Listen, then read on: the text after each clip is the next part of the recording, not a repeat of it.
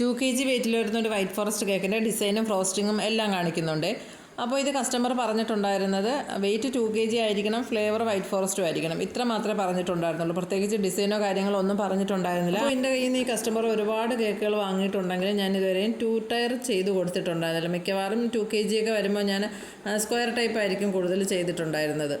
അങ്ങനെ ഞാൻ വിചാരിച്ചു എന്നാൽ പിന്നെ ഇന്ന് 2 ടയർ ചെയ്ത് കൊടുത്താലോ എന്ന് വിചാരിച്ചിട്ട് ഞാൻ എൻ്റെ ഇഷ്ടത്തിനാണ് ഇങ്ങനെ ഒന്ന് തീരുമാനിച്ചത്. 2 ടയർ കേക്ക് ആയതുകൊണ്ട് ഞാൻ തലേ ദിവസം തന്നെ ഫൈനൽ വർക്കും കൂടി ചെയ്തിട്ടാണ് ഫ്രിഡ്ജിനകത്ത് വെച്ച് സെറ്റാക്കിയിട്ടുണ്ടായിരുന്നത്. എന്നിട്ട് ഡെക്കറേഷൻ, അതായത് ഫ്ലവറും കാര്യങ്ങളും ഒക്കെ കൊടുക്കുന്നത് അതിൻ്റെ മുകളിലെടുത്ത് വെച്ച ശേഷമാണ്. കേക്ക് നല്ലോണം സെറ്റായാലും നമുക്കിതിൻ്റെ മുകളിലെടുത്ത് വെക്കാൻ നല്ല എളുപ്പമല്ലേ. അതുകൊണ്ട് ഞാൻ ഫൈനൽ കോട്ടിങ് കൊടുത്ത് ഫ്രിഡ്ജിൽ വെച്ചിട്ടുണ്ടായിരുന്നു. അപ്പോൾ ഞാൻ ഇവിടെ 3 കളറാണ് ആദ്യം കൊടുക്കുന്നത്. ആദ്യം വൈറ്റ് ക്രീം കൊണ്ടൊന്ന് കവർ ചെയ്ത ശേഷം ഒന്ന് ലൈറ്റായിട്ടുള്ള ഗ്രീന്, പിന്നെ അതിന് കുറച്ചും കൂടെ ഡാർക്ക്, പിന്നെ കുറച്ചും കൂടെ ഡാർക്ക്, അങ്ങനെ വരുന്ന രീതിയിൽ 3 ടൈപ്പിലാണ് കളർ കൊടുക്കുന്നത്. അത് 2 ടയറിലും കൊടുക്കുന്നുണ്ട്. ഈ വീഡിയോ ഞാൻ എടുത്തു വെച്ചിട്ട് ഒരുപാട് നാളായി, പക്ഷേ ഞാൻ എന്തോ അതങ്ങ് വിട്ടുപോയായിരുന്നു ഇടാൻ.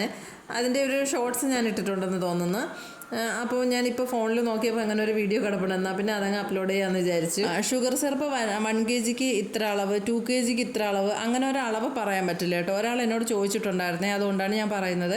കാരണം ഓരോ ആൾക്കാരും ഓരോ രീതിയിലായിരിക്കും കേക്ക് വെറ്റ് ചെയ്ത് കൊടുക്കുന്നത്. ചില ആൾക്കാർ നല്ല രീതിയിൽ ചെയ്യണവരുണ്ടായിരിക്കും, ചിലർ ചെറിയ രീതിയിൽ മാത്രമേ ഷുഗർ സിറപ്പ് യൂസ് ചെയ്യുള്ളൂ. പിന്നെ നമുക്ക് പാലാണെങ്കിൽ മാത്രമാണ് ഞാൻ അപ്പോ ചെയ്തെടുക്കുന്നത്. അല്ലാതെ വെള്ളവും പഞ്ചസാരയും യൂസ് ചെയ്യുന്നത് കുറച്ച് ചെയ്ത് വെച്ചിരുന്നാൽ നമുക്ക് ഫ്രിഡ്ജിൽ വെച്ച് ഉപയോഗിക്കാവുന്നുള്ളതേ ഉള്ളൂ. വേറെ കുഴപ്പമൊന്നും വരുന്നതല്ല. അതായത് ഞാൻ ഷുഗർ സിറപ്പ് ഉണ്ടാക്കുന്നത് എങ്ങനെയാണെന്ന് വെച്ചാൽ 1 കപ്പ് പഞ്ചസാര എടുത്താൽ അതേ കപ്പിൽ തന്നെയാണ് 2 കപ്പ് വെള്ളം എടുക്കും. എന്നിട്ട് ഇത് നല്ലോണം വെട്ടിത്തിളപ്പിക്കണം. നല്ലപോലെ തിളച്ച ശേഷം അതിനെ തണുത്തിട്ട് പിന്നെ ഫ്രിഡ്ജിൽ വെച്ച് നല്ലോണം ഒന്നും കൂടി തണുപ്പിച്ച ശേഷമാണ് കേക്കിൽ യൂസ് ചെയ്യുന്നത്.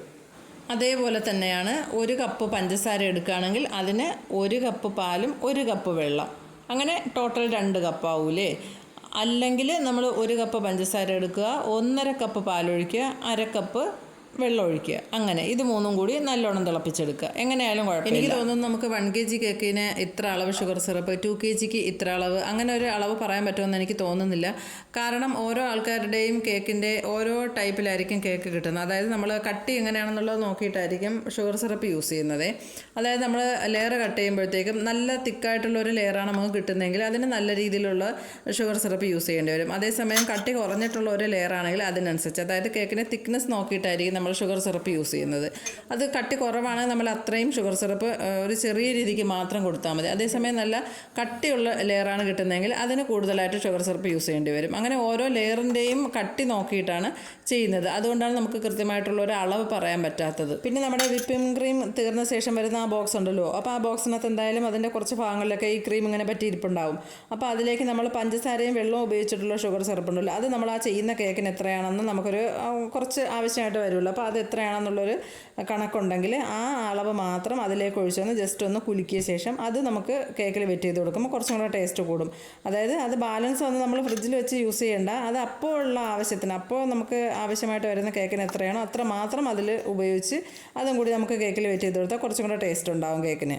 പിന്നെ ഏത് ഫ്ലേവർ കേക്കാണ് നമ്മൾ ചെയ്യുന്നത് അതിൻ്റെ എസൻസും കൂടി ഷുഗർ സിറപ്പിൽ ആഡ് ചെയ്ത് കൊടുത്തു കഴിഞ്ഞാൽ കുറച്ചും കൂടെ കേക്കിന് ടേസ്റ്റ് ഉണ്ടായിരിക്കും. അതായത് നമ്മൾ ബട്ടർ സ്കോച്ച് ആണെങ്കിൽ അതിൻ്റെ 1 ഡ്രോപ്പ് ഇതിനകത്ത് ആഡ് ചെയ്ത് കൊടുക്കുക, അതായത് ഷുഗർ സിറപ്പിൽ. എന്നിട്ട് അതുകൊണ്ട് വെറ്റ് ചെയ്ത് കഴിഞ്ഞാൽ കുറച്ചും കൂടെ ടേസ്റ്റ് ഉണ്ടാകും. അതേപോലെ പിസ്ത കേക്കാണെങ്കിൽ അത്, അങ്ങനെ മാംഗോ കേക്കാണെങ്കിൽ അങ്ങനെ ഏത് ഫ്ലേവറാണോ അതും കൂടി 1 ഡ്രോപ്പെങ്കിലും ഈ ഷുഗർ സിറപ്പിൽ ആഡ് ചെയ്ത് കൊടുത്തിട്ട് അതുകൊണ്ട് നമ്മൾ കേക്ക് വെറ്റ് ചെയ്യുകയാണെങ്കിൽ കുറച്ചും കൂടെ ടേസ്റ്റ് ഉണ്ടായിരിക്കും. അപ്പോൾ ഷുഗർ സിറപ്പിൻ്റെ കാര്യങ്ങളെക്കുറിച്ച് ഇത്രയൊക്കെയാണ് എനിക്ക് പറയാനുള്ളത്. അപ്പോൾ എന്തെങ്കിലും ഇനി കൂടുതലായിട്ട് അറിയാനുണ്ടെങ്കിൽ നിങ്ങൾ ചോദിച്ചാൽ മതി, ഞാൻ പറഞ്ഞുതരാം. എനിക്കറിയാവുന്ന കാര്യങ്ങളാണെങ്കിൽ. ഇതൊരു ബർത്ത്ഡേ കേക്കായിരുന്നു കേട്ടോ. ഹസ്ബൻഡ് വൈഫിന് സർപ്രൈസ് കൊടുക്കാൻ വേണ്ടിയിട്ട് വാങ്ങിയതായിരുന്നു. അപ്പോൾ ഹസ്ബൻഡ് സൗദിയിലാണ്, എന്നോട് വിളിച്ച് പറഞ്ഞ് ഇതേപോലെ ഒരു കേക്ക് സെറ്റാക്കി വീട്ടിൽ കൊണ്ടുവന്ന് കൊടുക്കണം, ആളറിയാൻ പാടില്ല എന്ന്. അങ്ങനെ നമ്മൾ സ്ഥിരം ഡെലിവറി ചെയ്യുന്ന വീടായതുകൊണ്ട് നമുക്ക് പിന്നെ വഴിയും കാര്യങ്ങളൊന്നും ചോദിക്കേണ്ട ആവശ്യം ഉണ്ടായിരുന്നില്ല. കറക്റ്റായിട്ട് തന്നെ കൊണ്ട് കൊടുത്തപ്പോഴത്തേക്കാണ് ആൾ അറിഞ്ഞിട്ടുണ്ടായിരുന്നത്. ഭയങ്കര സന്തോഷമായിരുന്നു. അങ്ങനെ കട്ട് ചെയ്ത ശേഷമൊക്കെ എനിക്ക് മെസ്സേജ് ചെയ്തിരുന്നു, കേക്ക് നന്നായിട്ടുണ്ടായിരുന്നു എന്നൊക്കെ പറഞ്ഞിട്ട്. സ്ഥിരമായിട്ട് എൻ്റെ തന്നെയാണ് അവർ വാങ്ങാറുള്ളത്.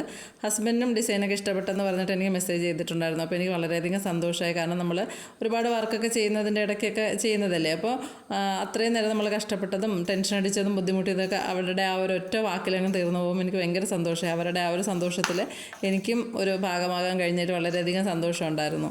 അപ്പോൾ വീഡിയോ നിങ്ങൾക്ക് ഇഷ്ടപ്പെട്ടെങ്കിൽ എന്നത്തെയും പോലെ ലൈക്ക് ചെയ്യാനും ഷെയർ ചെയ്യാനും സബ്സ്ക്രൈബ് ചെയ്യാനും കമൻറ്റ് ചെയ്യാനും മറന്നുപോകല്ലേ.